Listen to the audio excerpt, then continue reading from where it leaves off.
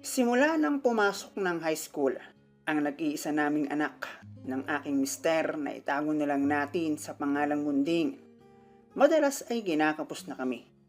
Kulang na kulang ang pinagsamang income namin ng mister ko, ang kanyang sahod sa pagiging construction worker at ako na tamang racket lang kung saan may mapagkakakitaan.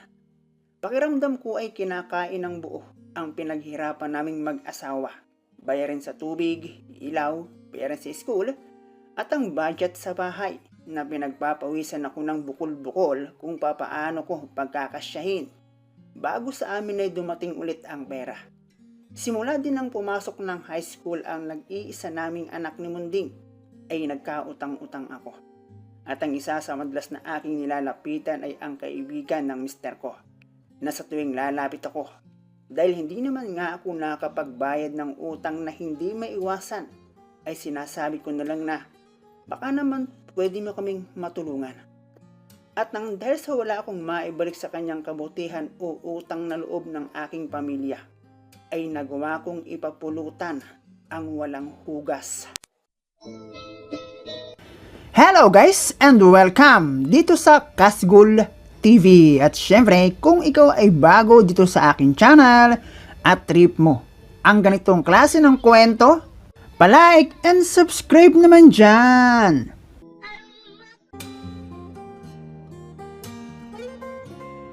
Dati akong tendera ng isang hindi naman kilalang kantin sa isang ginagawang mall sa Makati nang makilala ko si Munding na aking naging asawa. Tulad ng ibang love story ay nagsimula din kami sa ligawan. Tulad din ng ibang love story ay na-develop lang din ako kay Munding dahil sa oras na kanyang inilaan para sa akin. Tulad ng ibang babae na ang naging dahilan ay napagod ko no kaya sila nag-asawa, ay ganoon din ang nangyari sa akin. Simula nang magkahiwalay ang aking mga magulang ay napahinto na ako ng pag-aaral. Meron akong mga kapatid na nakababata sa akin ang dahilan kung bakit bukod sa hindi na nga ako nakapagpatuloy ng pag-aaral ay nakapagtrabaho agad ako nang wala sa tamang panahon. Kung saan-saan ako napasuot, makakita lamang ng mapagkakakitaan. Samot-sari, iba't iba. Iba't ibang amo, iba't ibang ugali ng tao ang aking nakasalamuha. At nang dahil sa nangyayari sa akin, ay may kung ilang ulit na ring pumasok sa aking isipan ang mag-asawa. Kaya lang, sa tuwing makikita ko naman ang ilan sa aking mga nagiging katrabaho at maging kakilala na nangangamote dahil sa dami ng anak, walang matinong trabaho, at idagdag pa ang maling lalaki na napili nila ay kung minsan naiisip kong kung ganyan lang din naman ay di bali na lang. Kaya lang, kapag nakakakita naman ako ng mga babaeng maswerte, pagdating sa mga naging asawa nila, mapamayaman man o mahirap, dahil sa sitwasyon meron ako, ay naiisip kong mag-asawa na lang kaya ako. Kaso, wala naman akong boyfriend. Hindi naman sa pagyayabang ay may itsura din naman akong babae. Malaki rin naman ang aking hinaharap, pati nga braso kakatrabaho. Kaya lang sa pag-iisip kong mag-asawa na lang kaya ako, narealize kong sa aking kabisihan ay nalilimutan ko na pala ang mag-ayos ng sarili. At ako mismo ay walang oras sa mga nagpaparamdam sa akin. At nagbago lamang ang lahat noong mapapunta na nga ako sa kantin. Isang kantin na may higit sa 3 ang branch. At dahil kahera at kung minsan ay serbidora, ay kailangan kong maging presentable. At ang pagkakapasok ko sa kantin na iyon ay malaki ang naitulong sa akin.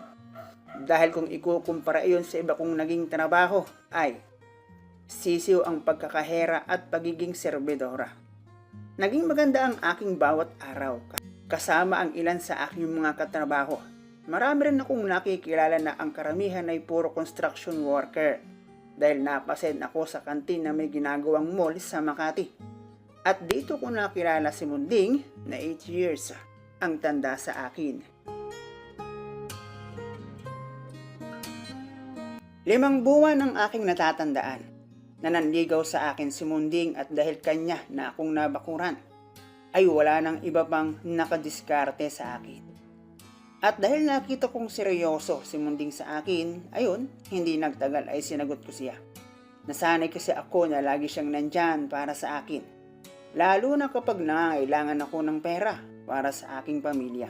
Kahit ang totoo ay blanco ako sa kung ano ang aking magiging kinabukasan in the future na siya ang aking maging asawa dahil hindi naman kami nagkakalayo ng estado ng aming pamumuhay. Naging tahimik naman siya sa makamundong bagay. Isa sa aking nagustuhan kay Munding. Maliban lang sa tulad ng ibang lalaki ay nasa kanya rin ang alak at sigarilyo. Na-moderate lang naman noong magkasintahan pa kami. Sa totoo lang, kahit na-develop at blanco ako sa kung ano ang aking magiging kinabukasan kay Munding noong siya ay aking sagutin, ay ako ang nag-aya na kung talagang mahal niya ako, ay kanya akong itatanan. Dahil kako ay pagod na ako sa mga bagay na ako ang pumapasan para sa aking magulang at kapatid na kung iisipin, dapat ay hindi ko solo iyon.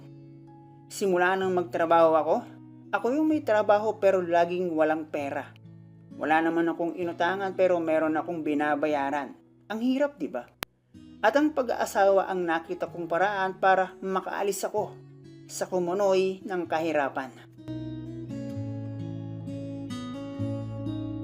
At syempre, dahil palay na nga naman ang lumalapit, nagtanan kami ni Munding at kung paano namin ginawa. Ay simple lang. Isang gabi lang naman akong hindi umuwi sa amin. Isinurrender ko kay Munding ang kabisera. Hindi naging madali iyon. At noong gabing iyon ay nagkawindang-windang ang aking kinabuhi. At kung bakit, una, ay dahil si Munding lang naman ang lalaki na pinag-alayan ko ng aking sarili. Ikalawa, maging siya pala ay hindi alam kung ano ang gagawin dahil parehas lang kami ng sitwasyon, first timer. Kumbaga nagsama ang dalawang walang alam kaya ako ang nahirapan. Naisip ko nung gabing iyon, what if pa kaya ang buntis kapag umaanak, Diyos me. Pinagpawisan ako ng malamig bago kami nakatapos ng isa. At relate ako sa mga kwento na aking napakinggan na naghahalo na ang sipon at luha dahil sa sakit sa unang pagkakataon na mag-surrender sila ng bataan. Kinabukasan ay isinama ko si Munding sa bahay at ipinakilala ko sa aking nag-iisang magulang at mga kapatid. At sinabi kong magsasama na kami ni Munding. Wala naman ang nagawa pa ang aking magulang.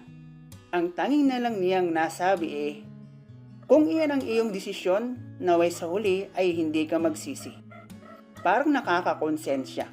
Para bang ibig sabihin maling desisyon ang aking ginawa. Gusto ko lang namang makaalis sa responsibilidad na hindi sa akin. Aaminin kong hindi ko rin napagdesisyonan ng maayos ang aking naging pasya. Iniuwi ako ni Munding ng Cavite at ipinakilala sa kanyang mga magulang at kapatid. Sa isang kapirasong lupa ay nagtayo kami ng sariling bahay. At dahil nga hindi napaghandaan ay pinagtagpi-tagping yero ang bubong.